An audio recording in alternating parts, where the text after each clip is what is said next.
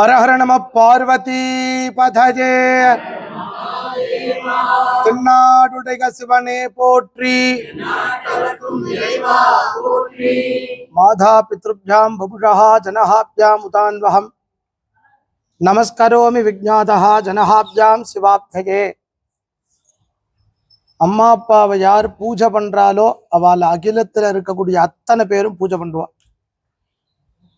நம்ம மாமா நான் சிவாலயம் வந்தேன், நான் சிவாலயம் முடிச்சேன்னு சொல்லல. எங்க அப்பா எனக்கு வழி காமிச்சா அந்த வழியை நான் பிடிச்சேன், அதனால முடிச்சேன் அப்படின்னு. ஆனா ஜெகதப்பிதரோ வந்தே பார்வதி பரமேஸ்வரம். அப்பா அம்மா பார்வதி பரமேஸ்வரம். இந்த சிவாலயம் எல்லாரும் முடிக்கணும் அப்படிங்கிறது எங்களுடைய பிரார்த்தனை. ஒரு தடவை சிவாலயம் வந்தெல்லாம் அந்த தாகம் தீராது. திரும்ப அடுத்த முறை வரும்போது வேற அனுபவமா இருக்கும். கோவில் வேற மாதிரி இருக்கும். போன தடவை பார்த்ததுக்கும் இந்த தடவை பார்த்ததுக்கும் வேற மாதிரி தரும். அது சிவாலயத்தினுடைய அனுபவம். அக்னி நட்சத்திர காலத்துல இது சிவாலயம் அமைஞ்சுடுது. மிகுந்த 2-3 நாளைக்கு வெயிலுடைய தாக்கம். ஏதோ சுவாமிகிட்ட பிரார்த்தனை பண்ணதுனால நேற்றுக்கு கொஞ்சம் குறைச்சுட்டேன். 6 நாட்கள்ல அழகான சிவாலயங்கள். ஒரு கோவிலும் பார்த்து அனுபவிக்க வேண்டியது. கிழக்கேந்து ஆரம்பிக்குது. காவிரி பூம்பட்டினத்து பல்லவனீஸ்வரம். எத்தனை அழகான கோவில், எத்தனை அழகான மூர்த்தி. சோழராஜாக்கெல்லாம் திருப்பணி பண்ணின ஒரு திவ்ய கஷேத்திரம் சாயாவனம். இந்த சாயாவனம் காசிக்கு சமமான கஷேத்திரத்துல ஒண்ணு. 6 க்ஷேத்திரம் காசிக்கு சமமா சொல்றது. ஸ்வேதாரண்யம் பஞ்சநதம் கௌரி மாயூரமார்ஜனம் சாயாவனஞ்ச ஸ்ரீவாஞ்சியம் காசி க்ஷேத்திர சமானிஷத்து. இந்திரனுடைய ரதம் பூமியில புதையுண்ட ஒரு திவ்ய கஷேத்திரம். திருக்காட்டுப்பள்ளி, 2 திருக்காட்டுப்பள்ளி உண்டு. இது மேலை திருக்காட்டுப்பள்ளி, கீழை திருக்காட்டுப்பள்ளி. கிழக்க இருக்கிறதுனால இது கீழை திருக்காட்டுப்பள்ளி. மேற்கு பார்த்த கோவில். ஊருக்குள்ளேயே ஒரு சுவாமி கிட்ட 2 சிவலிங்கம் இருக்கு. ஆரண்யத்துக்கு நடுவில் இருக்கிறதுனால ஆரண்யேஸ்வரர். பார்க்க பார்க்க பரவசமான சின்ன சிவாலயம். அங்கேருந்து கிளம்பினா நமக்கு ஒரு பெரிய ஆச்சரியம். எங்கே போகிறோன்னு தெரியலைன்னா, ஒரு மாமா அதுக்குள்ளே இங்கேருந்து ஒரு செய்தியே வேற ஒரு இடத்துக்கு கடத்துறா. வேன் வேற ஒரு இடத்துக்கு போயிடுத்து, இந்த கோவிலுக்கு போகலை அப்படின்னு சொல்லி தேடி வருது. அதுக்குள்ளே அந்த செய்தி எங்கேயோ போயிடுது, பரவிடுத்து. எங்கேயோ இங்கேருந்து சென்னைக்கு போகிறது. வில்வவனத்தினால் அர்ச்சிக்கப்பட்ட சுந்தரேஸ்வரர் அப்படிங்கிற திருநாமத்தோட கூட அமைந்திருக்கக்கூடிய அழகான ஒரு சுவாமி, அழகான ஒரு சிவாலயம். பெரிய புண்ணியம் பண்ணியிருந்தா தான் சில இடங்களை நம்மளால போக முடியும். அப்பேற்பட்ட ஒரு மூர்த்தி. திருவெண்காடு எடுத்துட்டோம் அப்படின்னா எல்லாமே 3 திருவெண்காட்டில் எனக்கு ஸ்தல புராணம் சொல்லணும்னு ஆசை. அகோரமூர்த்தியினுடைய பெருமைகள்லாம் சொல்லணும்னு ஆசை. வெயில் வேற ஏறிடுது, எப்படி நம்ம பார்த்துட்டு கிளம்பணும்ட்டு. அகோரமூர்த்தி அப்படின்னா ரொம்ப அற்புதமான மூர்த்தி. மருத்வாசுரன்கிற அசுரனை சம்மாரம் பண்ணினவர். எதிர்த்தா மாதிரி பத்ரகாளி. ராமர் பிரதிஷ்டை பண்ண துர்க்கை, அஷ்டபுஜ துர்க்கை. பிரளய கால நந்தியினுடைய உடம்புல துவாரம் இருக்கும். 3 முக்குலம், 3 தீர்த்தம். அம்பாள் சன்னதியில் ஞான சம்பந்தர் தன்னுடைய மடியில் தூக்கி வச்சுருக்கக்கூடிய அம்பாள். அந்த அம்பாளுக்கு பேர் என்ன தெரியுமா? பிள்ளை இடுக்கி அம்மன்.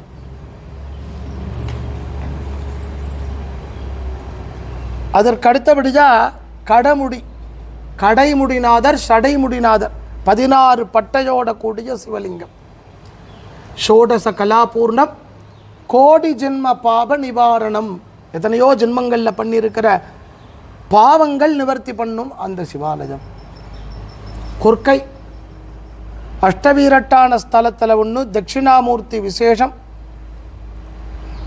அம்பாள் அற்புதமான ஜெகன்மாதாவனுடைய சன்னதி. காம தகனம் நடந்த புண்ணிய பூமி. சாயந்தர நேரத்தில் தரிசனம். கொற்கையிலேருந்து தரிசனம் பண்ணி முடிச்சுட்டு வந்தோம்னா பெரிய நந்தி. ஒரு மாமாவுக்கு சந்தேகம், இதை விட பெரிய கோவில் நந்தி பெருசாச்சே. பெரிய கோவில் நந்தி பெருசுதான். பெரிய கோவில் நந்தி பீடத்துக்கு மேலே வைக்கப்பட்ட நந்தி. இது பூமியில் வைக்கப்பட்ட ஒரே கல்லால் ஆன நந்தி.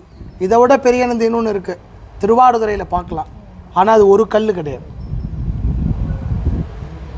இன்னும் சில கோவில்களை திருவிடைமுருதூர், ராமேஸ்வரம், அங்கெல்லாம் சொதை நந்தி, கருங்கல் நந்தி கிடையாது.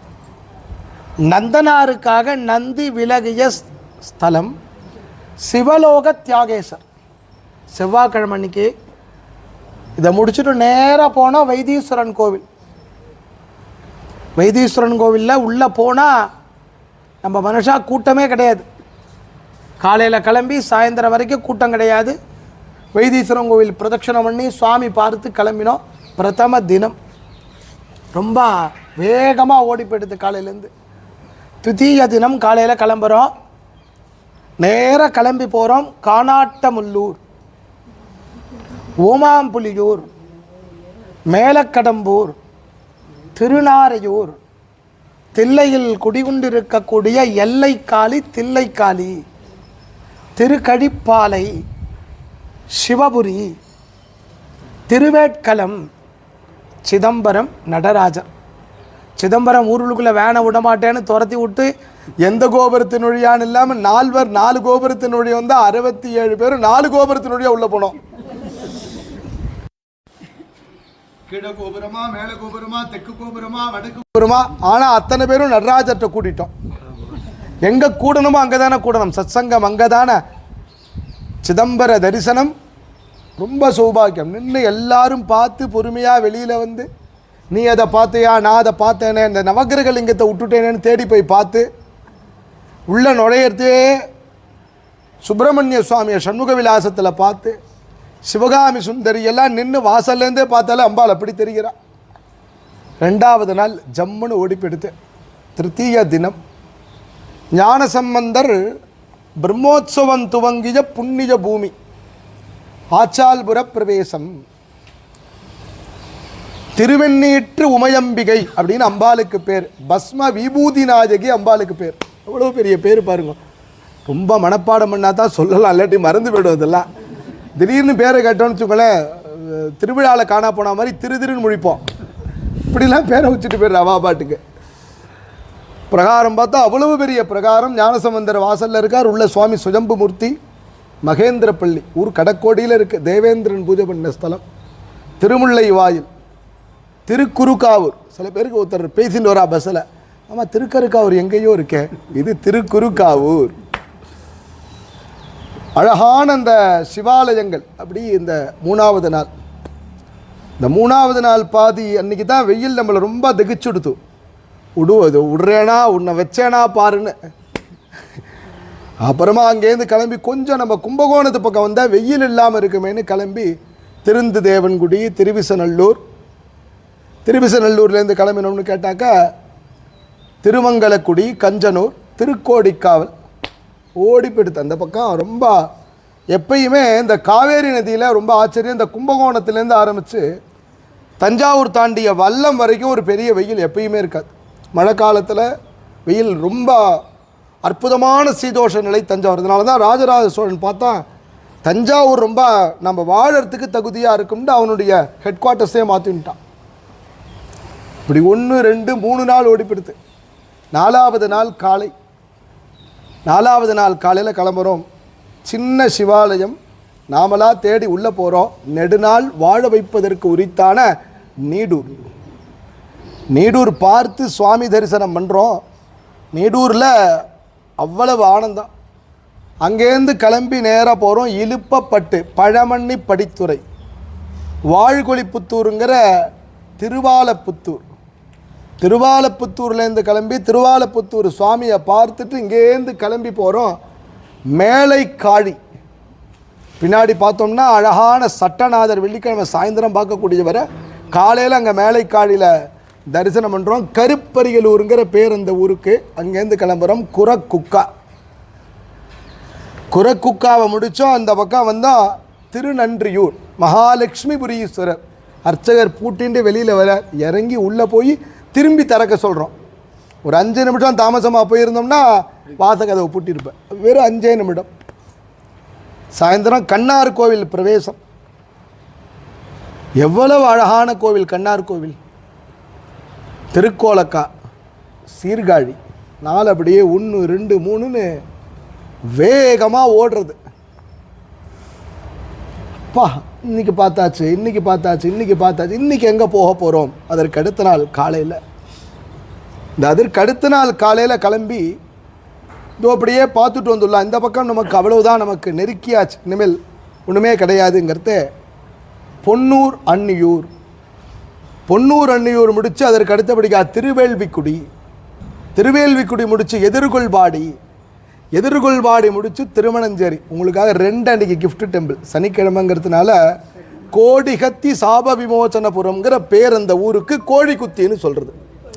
எவ்வளோ அழகான வார்த்தை. கோடிகத்தி சாப விமோசனபுரம் அந்த ஊர் பேர்.